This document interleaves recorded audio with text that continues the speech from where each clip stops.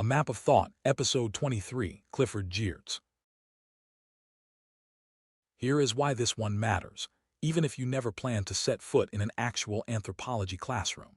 Every time you walk into a subculture you do not belong to, a trading floor full of shorthand and superstition, a gaming community with its own entire vocabulary, a family gathering with rules nobody ever wrote down, but everyone somehow knows, you are facing exactly the problem Clifford Geertz spent his career solving. How do you actually understand a world of meaning from the outside, without either flattening it into something simple or pretending you can fully step inside it yourself? Let us start with his most famous methodological idea, thick description. What does that actually mean? Geertz borrowed the term from a philosopher, Gilbert Ryle, and turned it into the foundation of an entire approach to anthropology.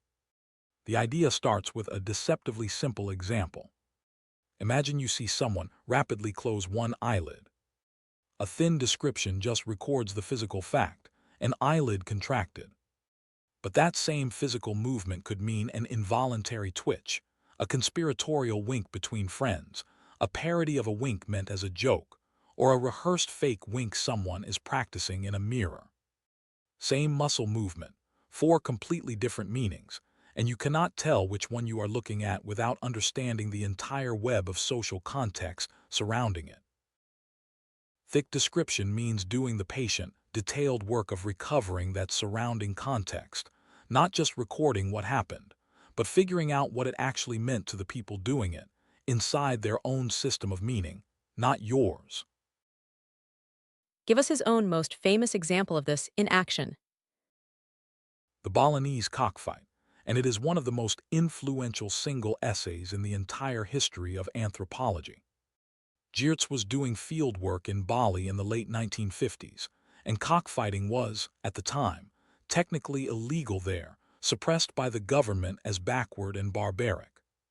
Early in his field work, Geertz and his wife attended one anyway, along with hundreds of villagers, and when police raided it, they ran along with everyone else, purely out of instinct. That single moment of fleeing together, rather than calmly explaining they were foreign researchers, suddenly made the entire village treat them as real participants rather than distant observers, and it cracked open access to material that had been closed to them before. On the surface, a cockfight looks like simple gambling on an animal fight. Geertz argued it was actually something much deeper, what he called deep play. The betting was not really about the money, and in fact the stakes were often set so high relative to a man's actual wealth that pure financial logic would say nobody should ever bet at all. The cockfight was really a stage where Balinese men acted out, symbolically, the entire structure of status, family honor, and social rank in their community, with each rooster standing in as an extension of its owner's reputation, and the fight itself becoming a compressed, dramatized performance of real social hierarchy and rivalry, played out in a controlled, temporary arena where the actual social order could be risked and reaffirmed without anyone's real position changing permanently. So the actual chickens were almost beside the point. Almost entirely beside the point, yes. Geertz's famous phrase for it was that the cockfight was a story the Balinese told themselves about themselves. You could learn more about the real, felt structure of status and rivalry in that village by watching a cockfight closely than you could from reading any formal chart of the village's social hierarchy.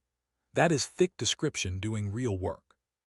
Not a superficial account of gambling on animals, but a careful reading of an entire community's anxieties and social structure, compressed into a couple of hours of ritualized combat. And this ties into his even bigger claim about what culture actually is. It does, and it is worth stating plainly, because it marked a real turning point in the whole discipline.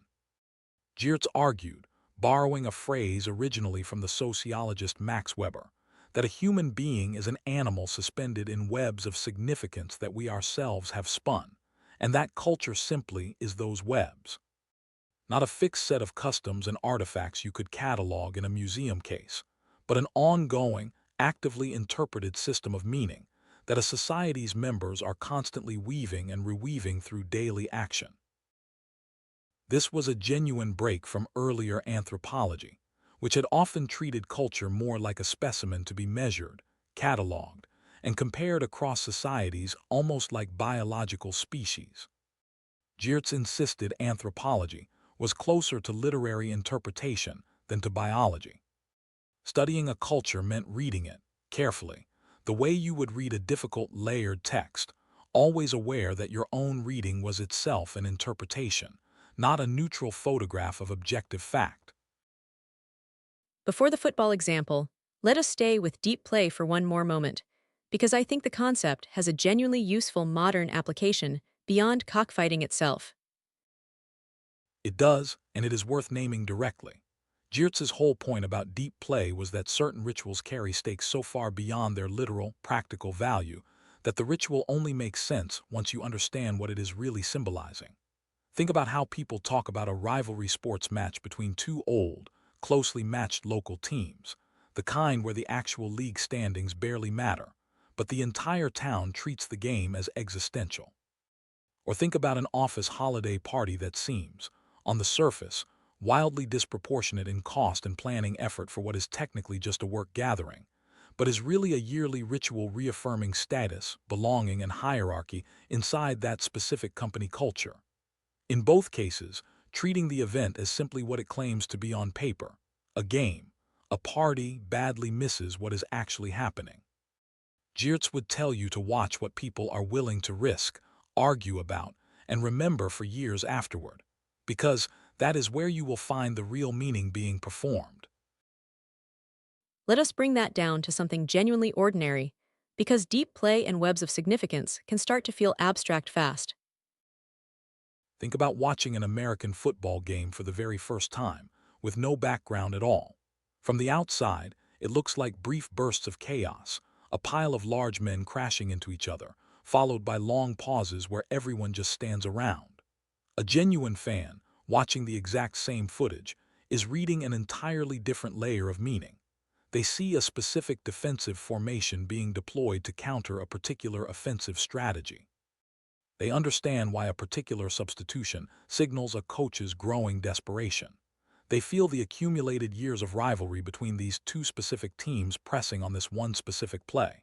Same physical event on the field, wildly different depth of meaning, depending entirely on whether you have learned to read the web of significance surrounding it. That gap, between the outsider seeing chaos and the insider seeing structure, is exactly the gap thick description tries to close. Let us push on something harder now, because this approach has real critics, and we should not pretend otherwise. Right? And the honest tension here connects to a genuinely live modern debate.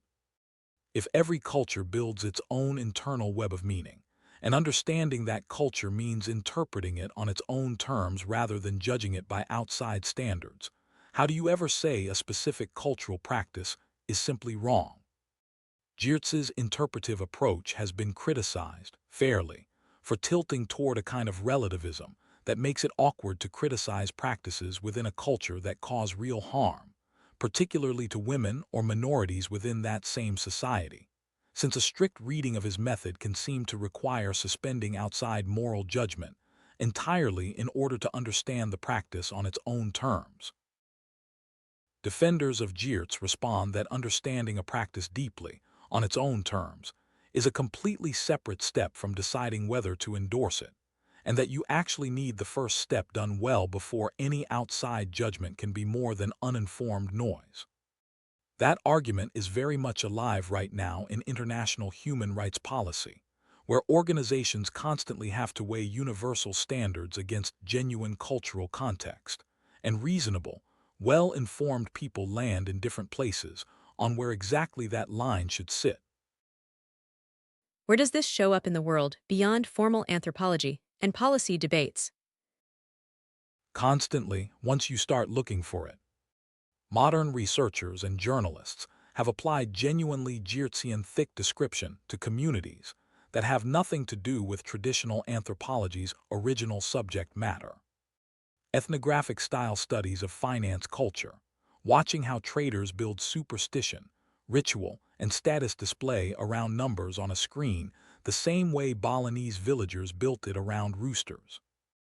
deep dives into online gaming communities, decoding elaborate internal status systems, slang and unwritten rules that look like pure noise to an outsider and function as an entire coherent social order to a member. The method Geertz built for understanding a Balinese village works just as well pointed at a Discord server or a hedge fund trading floor, because the underlying human behavior, building meaning together through shared symbols and ritual, has not actually changed. Next time, we shift from meaning to motion, from how societies hold their meaning together to what actually drives them to change. We meet Joseph Schumpeter, an economist with a genuine flair for drama, who argued that capitalism's defining feature is not stability at all, but a constant, violent process he called creative destruction, old industries torn apart to make room for new ones, again and again, forever. See you then.